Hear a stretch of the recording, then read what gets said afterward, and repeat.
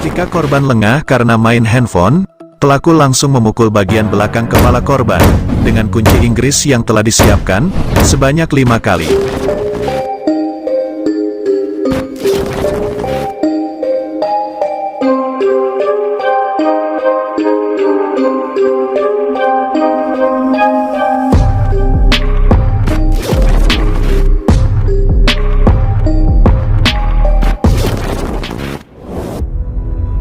Selamat datang kembali di Lemari Arsip.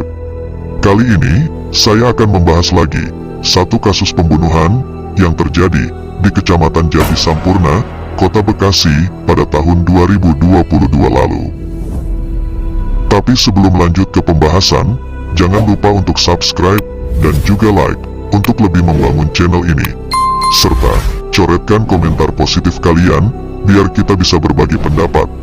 Tanpa banyak kata-kata lagi, siapkan jiwa, mental, serta batin kalian, dan mari kita buka arsipnya.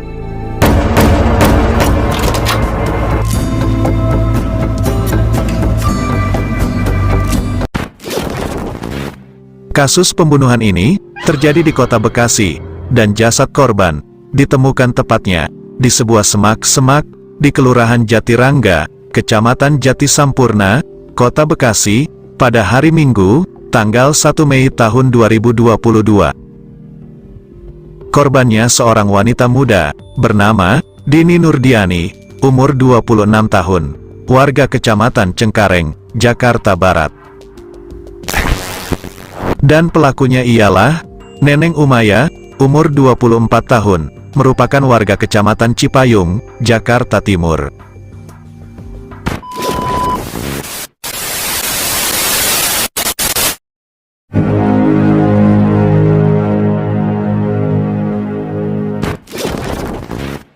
Warga Kelurahan Jatirangga, Kota Bekasi, digegerkan karena adanya penemuan sesosok mayat seorang wanita muda yang tergeletak di semak-semak. Warga yang melintas mencium aroma yang tak sedap dan mencari sumber aroma itu, serta terkejutnya warga itu karena yang ditemukannya sesosok jasad seorang wanita. Kemudian, warga langsung melaporkan kejadian itu ke Polsek Jati Sampurna, Kota Bekasi. Pihak kepolisian yang menerima laporan, langsung gerak cepat menuju ke lokasi. Saat polisi sampai ke lokasi, dan memastikan laporan itu, pihak kepolisian langsung memasang garis polisi, lalu melakukan olah tempat kejadian perkara, TKP. Setelah selesai, jasad korban lalu dievakuasi, dan dibawa ke Rumah Sakit Polri Kramat Jati, untuk dilakukan visum dan autopsi, agar dapat mengetahui identitas, dan penyebab kematian korban. Dari hasil autopsi yang dilakukan dokter forensik, ditemukan beberapa luka tusukan di tubuh korban.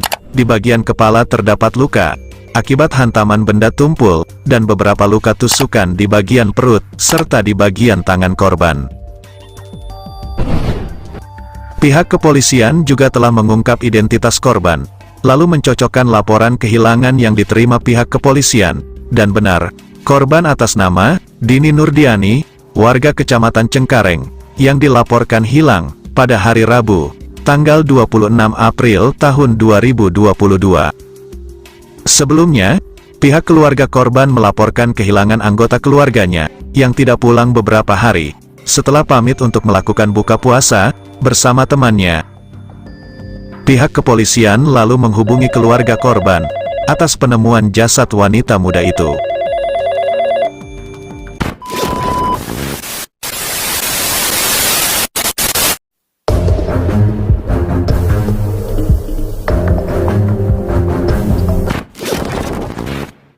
Setelah melakukan penyelidikan dan pemeriksaan para saksi yang berhubungan dengan korban, akhirnya setelah 2 pekan berlalu, tepatnya pada hari Jumat, tanggal 13 Mei tahun 2022, pihak kepolisian dapat mengungkap kasus ini dan melakukan penangkapan kepada pelaku.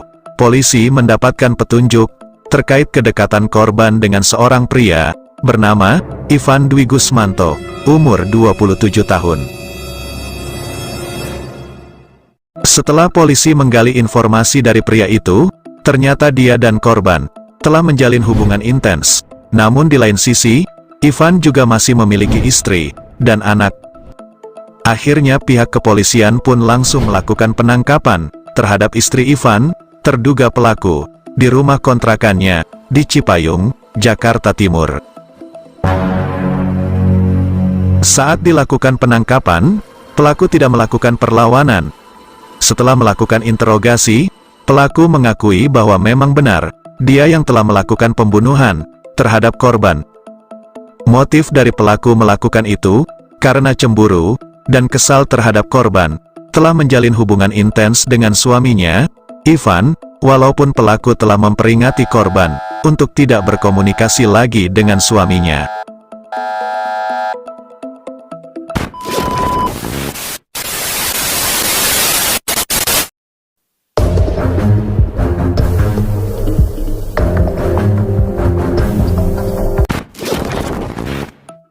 Puncak dari kasus pembunuhan ini terjadi saat pelaku menemukan sebuah pesan singkat WhatsApp di handphone suaminya. Pesan itu berisi pertanyaan korban kepada suami pelaku tentang kapan dia akan menceraikan pelaku. Saat itulah emosi pelaku memuncak dan kesal, walaupun pelaku sudah memperingati korban untuk tidak berkomunikasi dengan suaminya. Namun, malah tambah semakin intens dengan kedekatan mereka. Dan pelaku pun merencanakan untuk menghilangkan nyawa korban demi mempertahankan rumah tangganya. Kemudian pelaku berpura-pura menjadi suaminya dan membalas pesan tersebut. Lalu pelaku mengajak korban untuk berbuka puasa bersama, dan korban pun menyetujui ajakan itu. Kemudian, pelaku menyamar menjadi keponakan suaminya dan menjemput korban di halte Garuda Taman Mini. Sebelum menjemput korban, pelaku telah mempersiapkan sejumlah peralatan seperti kunci Inggris, gunting rumput, serta pakaian ganti. Setelah dijemput, pelaku lalu membawa korban ke lokasi yang dianggap jauh dari keramaian. Saat itu, pelaku mengatakan bahwa korban akan dijemput oleh Ivan, suami pelaku, di lokasi tersebut. Korban mempercayainya dan menunggu di lokasi itu. Pelaku sempat menawari korban untuk minum, sambil memastikan tidak ada orang lain yang melintas di lokasi itu. Ketika korban lengah karena main handphone, pelaku langsung memukul bagian belakang kepala korban dengan kunci Inggris yang telah disiapkan sebanyak 5 kali. Melihat korban masih bernyawa, pelaku lalu menusuk tubuh korban beberapa kali dengan gunting rumput di bagian perut dan tangan korban.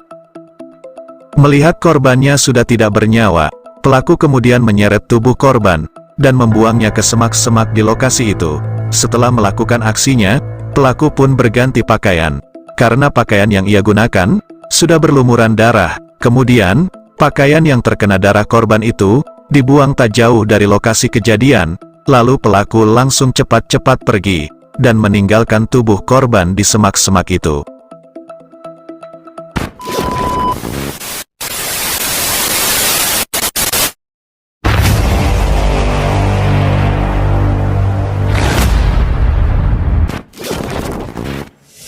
Akhirnya, sidang kasus pembunuhan dengan korban atas nama Dini Nurdiani digelar di Pengadilan Negeri Kota Bekasi. Sidang yang dilakukan secara online itu berjalan lancar pada hari Sabtu, tanggal 27 Agustus tahun 2022.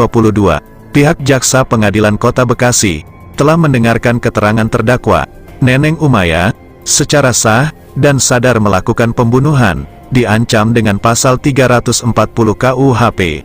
Junto pasal 338 KUHP tentang barang siapa dengan sengaja dan dengan rencana terlebih dahulu merampas nyawa orang lain, diancam karena pembunuhan berencana dengan pidana penjara paling lama 20 tahun atau pidana penjara seumur hidup atau dengan pidana mati.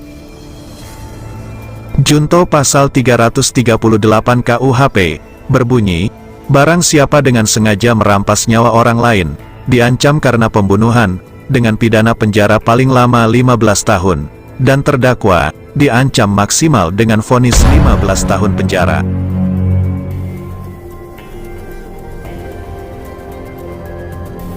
Namun, meskipun diancam dengan hukuman 15 tahun penjara, pihak kuasa hukum terdakwa akan terus melakukan banding, dikarenakan pihak kuasa hukum mengedepankan sisi kemanusiaan kepada majelis hakim, di mana terdakwa masih memiliki 3 orang anak, dan 1 anak terdakwa masih balita.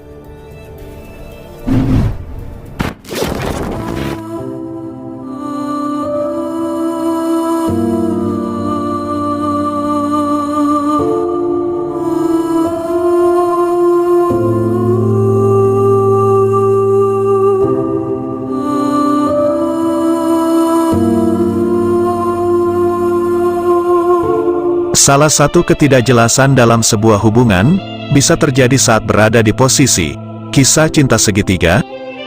Mereka terjebak dalam hubungan yang rumit bersama orang yang dicintai. Namun situasi itu sulit tercapai karena di lain sisi ada hati lain yang harus dijaga. Maka dari itu, lebih baik berpikir secara tenang untuk mengambil sebuah keputusan. Temukan jawaban terbaik untuk kebahagiaanmu. Entah harus melanjutkan langkah, atau memilih untuk berbalik arah. Ingat, sebuah hubungan cinta hanya dapat dijalani oleh 2 hati, bukan 3 hati, atau lebih.